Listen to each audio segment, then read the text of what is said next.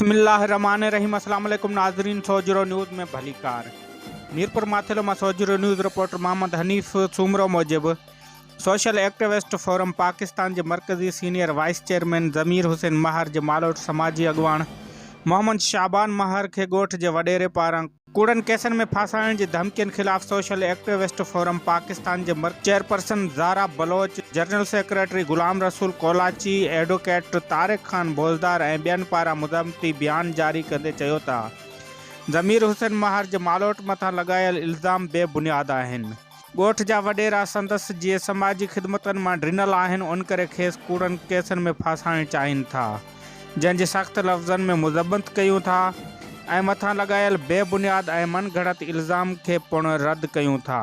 ऐं DIG सखर ऐं SSP Ghotki खां मुतालबो कयूं था त मामले जी शफ़ाफ़ इंक्वायरी कराई वञे,